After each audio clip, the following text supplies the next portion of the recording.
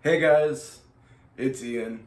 Welcome back to our continued series through What is Your True Identity by Kevin Barnett. This week, we're going to be talking about the Winter Soldier and what it means to be a friend to the end of the line.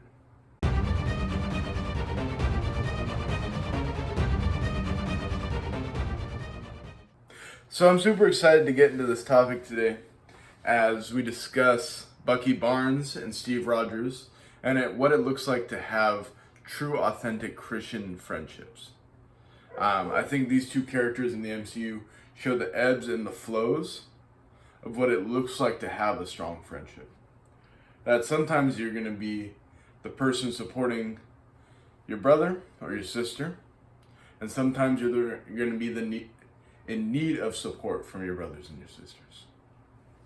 See, early on in the story, Bucky Barnes is tall, he's a soldier, he's trained, and he protects Steve Rogers, who's skinny and small and sickly. And throughout their story, they constantly go back and forth protecting and looking after each other. As when Bucky Barnes is captured, initially by Hydra, it is Steve who mounts a rescue mission to save him. But then it's Bucky who rallies the other soldiers together to become part of the Howling Commandos to serve along Captain America. And obviously ebbs and flows go forward with Bucky being presumably killed when he falls off the train and Steve Rogers being frozen in ice, only for them to meet up all these 70 years later on the opposite sides of a conflict. Bucky not even being Bucky anymore, being fully the Winter Soldier. But we see that Steve Rogers' faith in his friend, in James Buchanan Barnes, leads to a redemption arc for the Winter Soldier. Him going back and becoming a better man and moving away from that life as an assassin into returning to who he really was. A protector, a soldier. Not somebody else's soldier, but his own. Being freed from that. We see that throughout Civil War when he comes to grips with what he's done, and further into Black Panther and Infinity War when he seeks recovery, and where Captain America Steve Rogers helps him seek recovery. See, being a friend till the end of the line, like Bucky and Steve are, means being there not only in the good moments, but in the hard moments. Being there in the moments where you need support and when you need to support others. It means being there when you don't feel like yourself, or when your friends don't feel like themselves. I love this because throughout the chapter, talks about Jonathan and David and their relationship. And what I love about that is Jonathan was he was very much like Bucky, right? He was the perfect soldier, right? Strong and capable and protective. But he knew that the inheritance of being a leader was for Captain America in the same way Jonathan knew that the inheritance of being a leader was for David. And so they, not only do they sponsor each other, but in an interesting way, after Jonathan's passing, in a similar way, Captain America, when he chooses to live his life in the past with Peggy, he gives up the shield to Sam.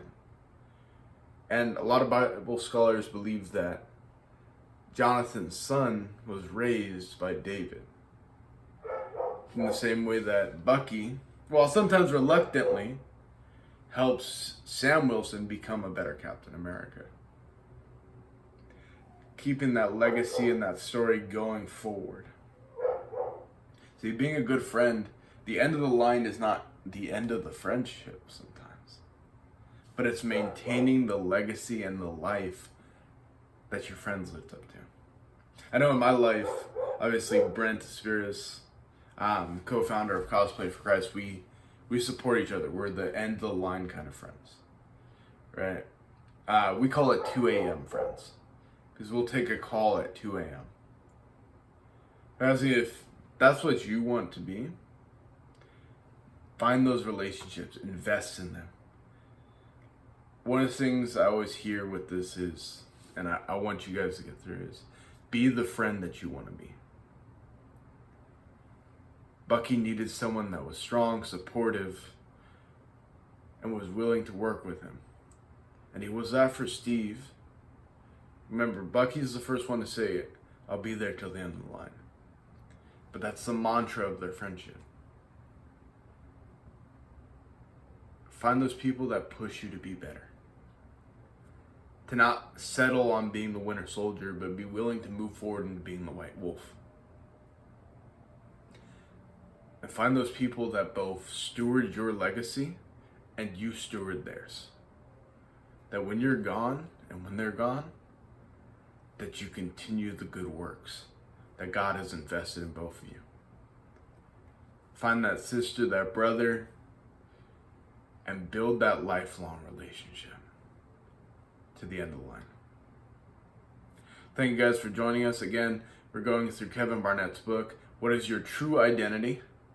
Today we're talking about the Winter Soldier, but we have several we've done on Captain America and the Hulk and Spider-Man. So if you want to check those out, they should be in a playlist. And yeah, thank you guys for joining us. Check out some of our more videos on Cosplay for Christ, and have an absolutely wonderful day. Baby Yoda.